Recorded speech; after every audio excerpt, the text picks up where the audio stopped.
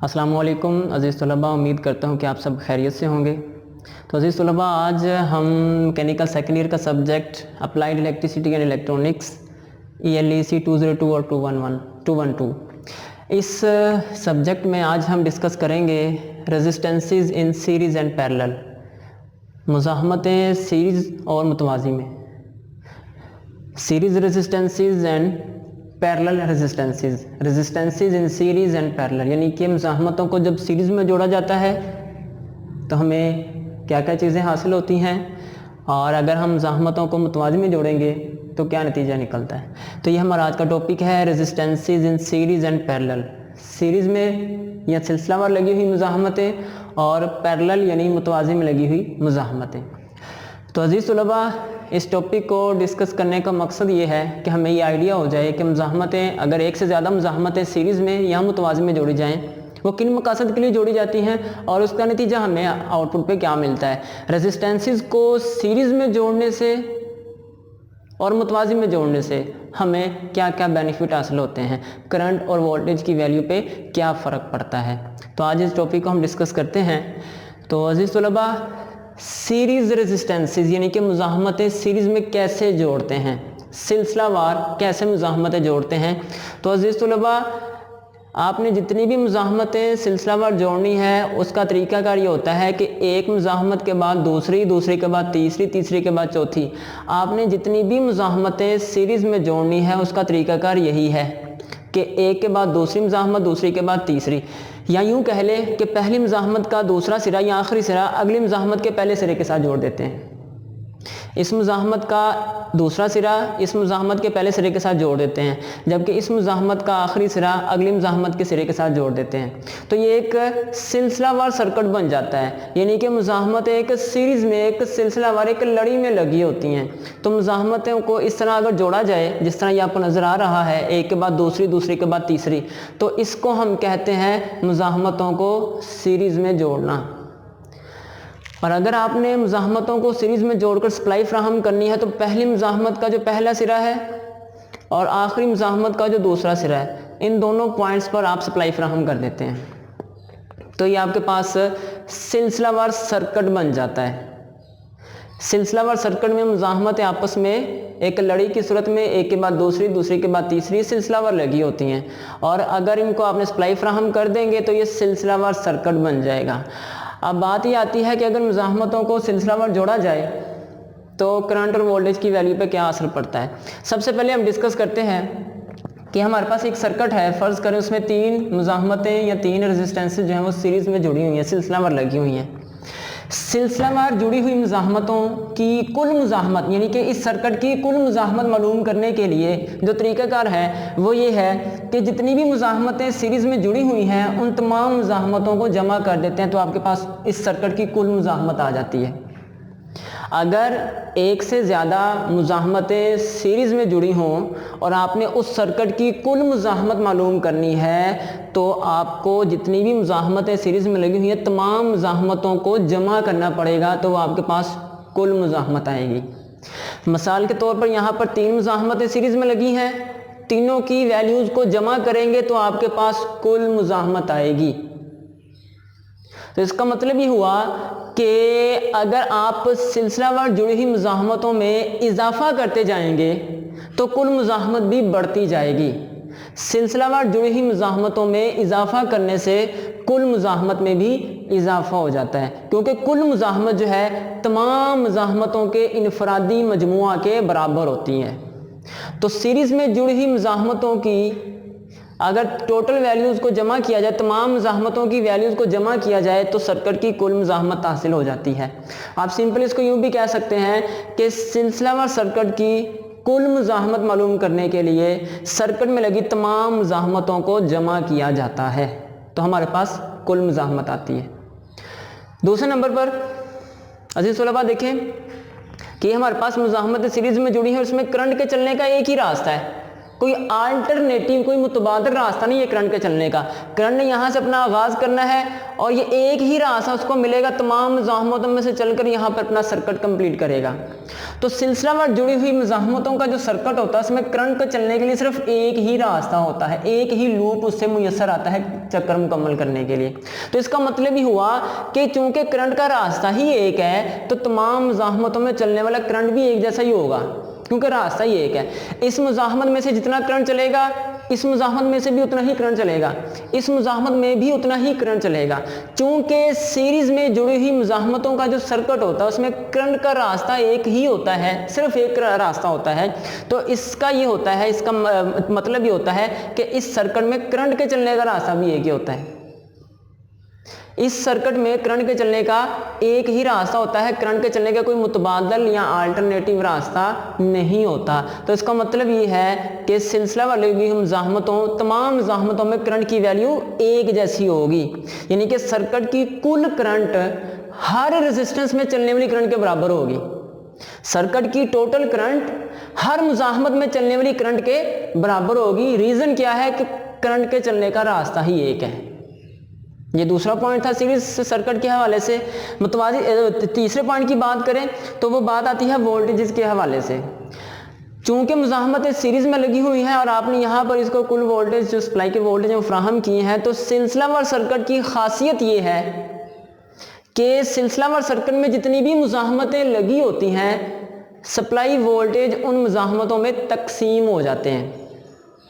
आप यूं भी कह सकते हैं कि अगर आपने सिलसिलावार सर्किट के कुल वोल्टेजेस मालूम करने हैं कि वो कितने वोल्टेज सप्लाई के ले रहा है, तो आप हर मुज़ाहमत को मिलने वाले वोल्टेज को प्लस करेंगे तो आपके पास टोटल वोल्टेज आ जाएंगे। इसको सिंपली आप यूं भी कह सकते हैं कि सिलसिलावार सर्किट में आप जो सप्लाई वोल्टेज फ्राहम करते हैं वो सर्किट में लगी हुई तमाम मुज़ाहमतों में तकसीम हो जाते हैं। अब वो कितने तकसीम होंगे उसका इन्हसार हर मुज़ाहमत की वैल्यू पे होता है। जिस मुज़ाहमत की वैल्यू ज़्यादा होगी वो ज़्यादा वोल्टेज ड्रॉप करेगी, जिसकी मुज़ाहमत कम होगी वो कम वोल्टेज ड्रॉप करेगी। तो सिलसिला में लगे हुए सर्किट को फ्राहम किए गए कुल वोल्टेज सर्किट में लगी हुई तमाम मुज़ाहमतों में तकसीम हो जाते हैं।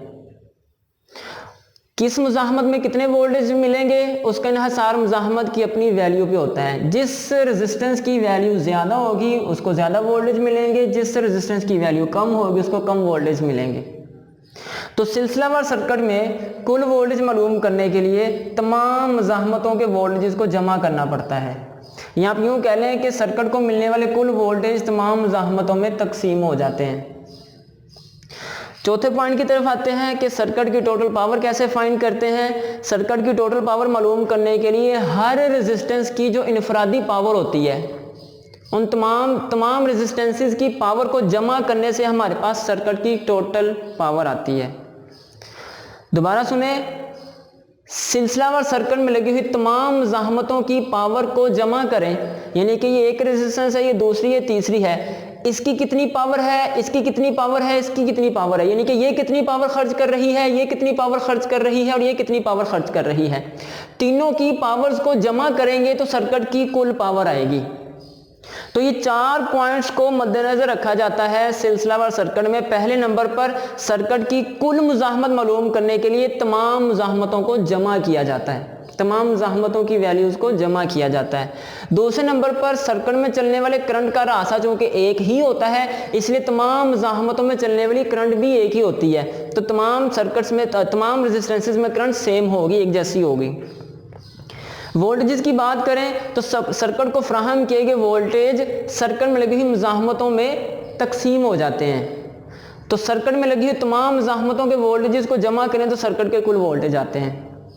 चौथे नंबर पर पावर की अगर बात करें तो सर्किट की कुल पावर मालूम करने के लिए हर मुज़ाहमत की पावर को आपस में जमा करना पड़ेगा, यानी कि जितनी भी मुज़ाहमतें सर्किट में लगी हुई हैं तमाम की पावर्स को जमा करेंगे तो हमारे पास टोटल पावर आएगी।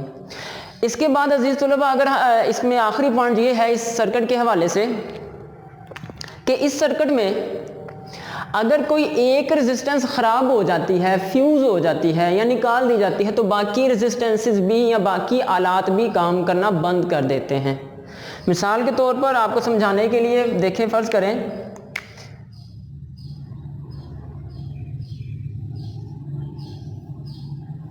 ये आपके पास पहली मुज़ाहमत, ये दूसरी, ये तीसरी। अब अगर फ़र्ज़ करें कि ये सेकंड रेजिस्टेंस है, ये सर्किट से निकाल दिया हमने, ये फ्यूज़ हो गई है, जल गई है, इसको सर्किट से निकाल दिया है। तो अब देखिए अज़ीज़ तुलबा, यहाँ से करंट के चलने का रास्ता मुनक़ता हो गया, क्योंकि करंट के चलने का एक ही रास्ता था, वो भी ओपन हो गया है। तो अब सर्किट मुकम्मल नहीं होगा, तो ये सर्किट मुकम्मल सर्किट काम करना बंद कर देगा। यानी कि किसी एक रेजिस्टेंस के ख़राब होने से या सर्किट में से रेजिस्टेंस को निकाल लेने से बाकी रेजिस्टेंसेस भी काम करना बंद कर देती हैं। ठीक है, इसको आप यूं भी कह सकते हैं कि सर्किट में लगे हुए जितने भी आलात होते हैं, अगर कोई एक आला ख़राब हो जाए तो बाकी आलात भी काम करना छोड़ देते हैं, क्योंकि करंट के गुजरने का एक ही रास्ता था, वो भी ओपन हो गया। तो आखिरी पॉइंट सीरीज सर्किट के हवाले से कि अगर कोई एक रेजिस्टेंस ख़राब हो जाए या जल जाए, उसे निकाल दें तो बाकी सर्किट भी काम करना बंद कर देता है। तो ये सीरीज सर्किट के हवाले से कुछ पॉइंट्स को मद्देनज़र रखते हैं हम। अब आते हैं पैरेलल रेजिस्टेंसेस की जानिब कि अगर मुज़ाहमतों को मुतवाज़ी में जोड़ा जाए तो हमें क्या नताइज हासिल होते हैं। तो मुज़ाहमतों को मुतवाज़ी में जोड़ने के लिए इस तरह सर्किट में जोड़ा जाता है, यानी कि एक दूसरे के आमने सामने, ये थी एक दूसरे के आगे पीछे, यानी कि एक के बाद दूसरी, दूसरी के बाद तीसरी। यहाँ पर है आमने सामने, एक के सामने दूसरी, दूसरी के सामने तीसरी।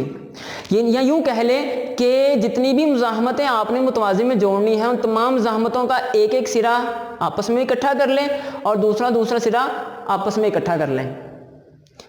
पहला सिरा आपस में इकट्ठा कर लें और दूसरा दूसरा सिरा आपस में इकट्ठा कर लें, फिर दोनों कॉमन पॉइंट्स जो हैं उनको सप्लाई से जोड़ देते हैं। तो इस तरह मुज़ाहमतों को मुतवाज़ी में जोड़ते हैं। पैरेलल रेजिस्टेंसेस को इस तरह सर्किट में जोड़ा जाता है। अब अगर बात करें कि अगर मुज़ाहमतों को हमने मुतवाज़ी में जोड़ा है तो हमें क्या नताइज हासिल होते हैं। सबसे पहले नंबर पर अज़ीज़ तलबा, इस सर्किट की यानी कि मुतवाज़ी सर्किट की कुल मुज़ाहमत मालूम हम इस फार्मूले की मदद से करते हैं। 1/RT यानी कि टोटल रेजिस्टेंस, R1 पहली मुज़ाहमत की वैल्यू, R2 दूसरी मुज़ाहमत की वैल्यू, R3 तीसरी मुज़ाहमत की वैल्यू। तो इस फार्मूले से हमें ये आइडिया हो रहा है कि आप इस सर्किट में जैसे जैसे मुज़ाहमतों की वैल्यू बढ़ाते जाएंगे, मुतवाज़ी में मुज़ाहमतें बढ़ाते जाएंगे, वैसे वैसे सर्किट की कुल मुज़ाहमत कम होती जाएगी, क्योंकि ये डिवाइड हो रही है। तो मुतवाज़ी में लगी हुई मुज़ाहमतों में अगर इजाफा किया जाए तो सर्किट की कुल मुज़ाहमत कम हो जाती है।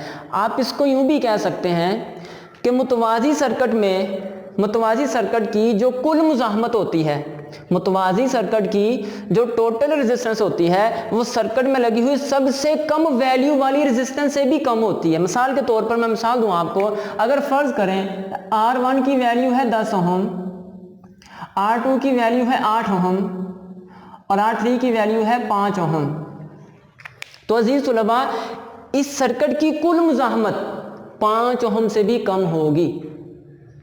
इस सर्किट की कुल मुज़ाहमत 5 ओहम से भी कम होगी। मतलब ये हुआ कि मुतवाज़ी में लगी हुई मुज़ाहमतों के कुल सर्किट की जो कुल रेजिस्टेंस होती है, वो सर्किट में सबसे छोटी मुज़ाहमत जो होती है उससे भी कम आती है। सर्किट की टोटल रेजिस्टेंस सर्किट में लगी सबसे कम वैल्यू वाली रेजिस्टेंस से भी कम होती है। तो इस सर्किट में मिसाल के तौर पर अगर ये 10 ओहम की मुज़ाहमत है, ये 8 ओहम की, 5 ओहम की है, तो इस सर्किट की अगर आपको कुल मुज़ाहमत मालूम करना पड़े इस फार्मूले की मदद से, तो सर्किट की कुल मुज़ाहमत 5 ओहम से भी कम आएगी।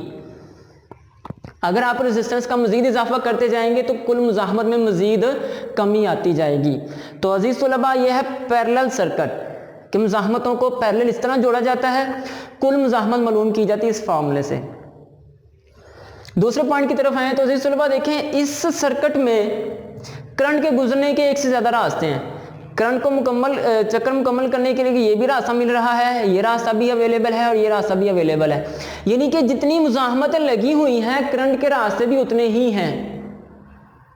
तो मुतवाज़ी सर्किट में करंट का एक रास्ता नहीं होता, बल्कि एक से ज़्यादा रास्ते होते हैं। तो करंट के एक से ज़्यादा रास्ते होने की वजह से हर मुज़ाहमत अपनी वैल्यू के हिसाब से करंट को अपने अंदर से चलाती है। मतलब अगर इस रेजिस्टेंस की वैल्यू 10 ओहम है, इसकी 8 ओहम है, इसकी 5 ओहम है, तीनों रेजिस्टेंसेस की वैल्यू डिफरेंट है, तो हर मुज़ाहमत में चलने वाले करंट की वैल्यू भी मुख्तलिफ होगी, डिफरेंट होगी। पहली बात तो ये है कि करंट के रास्ते एक से ज़्यादा हैं, जितनी मुज़ाहमतें हैं उतने ही करंट के रास्ते हैं। दूसरे नंबर पर किस मुज़ाहमत में से कितना करंट चलेगा उसका इन्हिसार मुज़ाहमत की अपनी वैल्यू पे होता है। ठीक है। इसका करंट 10 ओम के हिसाब से होगा, इसका 8 ओम के हिसाब से होगा, इसका 5 ओम के हिसाब से होगा। तीनों का करंट सेम नहीं होगा बल्कि अपनी वैल्यू के हिसाब से डिफरेंट होगा। तो इस सर्किट की कुल करंट मालूम करने के लिए आपको तमाम रेजिस्टेंसेस की करंट को जमा करना पड़ेगा। यानी कि पैरेलल सर्किट में टोटल करंट मालूम करने के लिए तमाम रास्तों की करंट को जमा करना पड़ेगा। तीसरे नंबर पे अगर हम आए वोल्टेजेस की बात करें तो अजीज तलबा पैरेलल सर्किट में हर मुज़ाहमत को एक जैसे वोल्टेज मिलते हैं, क्योंकि वो मुतवाज़ी में जुड़ी होती हैं। तो हर मुज़ाहमत के दोनों सिरों पर एक जितने वोल्टेज मिल रहे होते हैं। आपने जितने सप्लाई वोल्टेज फ्राहम किए हैं सर्किट में लगी हुई हर मुज़ाहमत को उतने ही वोल्टेज मिलेंगे। तो मुतवाज़ी में वोल्टेज जो है वो एक जैसे रहते हैं। तीसरे नंबर पे बात करें, आखिरी नंबर पे बात करें पावर की, तो जिस तरह सीरीज सर्किट में टोटल पावर मालूम करते हैं उसी तरह पैरेलल सर्किट में भी टोटल पावर मालूम करते हैं। मतलब हर रेजिस्टेंस में खर्च शुदा पावर को, तमाम रेजिस्टेंसेस की खर्च शुदा पावर को जमा करें तो टोटल पावर आती है। तमाम रेजिस्टेंसेस की खर्च शुदा पावर को जमा करने से हमारे पास सर्किट की टोटल पावर आती है। इनको अगर हम दोबारा मुख्तसरन देखें, मुतवाज़ी में सर्किट को इस तरह जोड़ा जाता है आमने सामने, या एक एक सिरा कॉमन करके सप्लाई के एक सिरे के साथ दूसरा सिरा कॉमन करके सप्लाई के दूसरे सिरे के साथ जोड़ देते हैं। सर्किट की कुल मुज़ाहमत मालूम करने का ये फार्मूला है। सर्किट में जैसे जैसे मुज़ाहमतें बढ़ाते जाएंगे सर्किट की कुल मुज़ाहमत में कमी आती जाएगी। दूसरे नंबर पर सर्किट में करंट के चलने के रास्ते एक से ज़्यादा होते हैं, तो तमाम रास्तों की करंट को जमा करने से हमारे पास सर्किट की कुल करंट आती है। सर्किट में लगी हुई हर मुज़ाहमत को बराबर वोल्टेज मिलते हैं, और सर्किट में लगी हुई तमाम मुज़ाहमतों की पावर्स को जमा करें तो टोटल पावर आती है। और आखिर पे हम अगर ये देखें कि इस सर्किट में अगर किसी एक रेजिस्टेंस को सर्किट से निकाल दिया जाए, हमने मतलब कि एक रेजिस्टेंस ख़राब हो गई है या जल गई है, इसे सर्किट से निकाल दिया है, तो बाकी मुज़ाहमतें काम करती रहेंगी, यानी कि बाकी सर्किट काम करता रहेगा। उसकी वजह यह है कि हर सर्किट का करंट चलाने का अपना रास्ता है, करंट को मुतबादिल रास्ता मिल रहा है। करंट अपना चक्कर इस तरह मुकम्मल करेगा और इस तरह से इसमें से मुकम्मल करेगा। तो मुतवाज़ी सर्किट में अगर कोई एक आला या रेजिस्टेंस ख़राब हो जाती है या जल जाती है या उसे सर्किट से निकाल देते हैं तो बाकी आलात या बाकी मुज़ाहमतें काम करती रहती हैं। सीरीज़ में क्या होता है, एक रेजिस्टेंस सर्किट से निकाल दे तो बाकी भी काम करना बंद कर देती है, बाकी सर्किट भी काम नहीं करता। जबकि मुतवाज़ी में अगर किसी एक रेजिस्टेंस को सर्किट से निकाल दिया जाए तो बाकी सर्किट काम करता है। तो ये है डिफरेंट, ये है खसूसियात सीरीज सर्किट की और पैरेलल सर्किट की। तो ये हमारा आज का टॉपिक था सीरीज एंड पैरेलल रेजिस्टेंसेस। तो इसमें आपने ये देखा कि अगर मुज़ाहमतों को सीरीज में जोड़ा जाए तो कैसे जोड़ते हैं, कुल मुज़ाहमत कैसे मालूम करते हैं, करंट कैसे चलती है, वोल्टेज का क्या ताल्लुक होता है, पावर कैसे मालूम करते हैं। मुतवाज़ी सर्किट में मुतवाज़ी में रेजिस्टेंसेस को कैसे जोड़ते हैं, कुल मुज़ाहमत कैसे मालूम करते हैं सर्किट की, कुल करंट कैसे मालूम करते हैं, कुल वोल्टेज का क्या ताल्लुक होता है रेजिस्टेंस के साथ और टोटल पावर। तो ये था हमारा आज का topic resistances in series and parallel. उम्मीद करता हूँ कि काफ़ी चीज़ें आपको लर्न करने को मिली होंगी। तो इंशाल्लाह नेक्स्ट टाइम अगले लेक्चर में मुलाकात होगी आपसे। तब तक के लिए अल्लाह हाफिज़।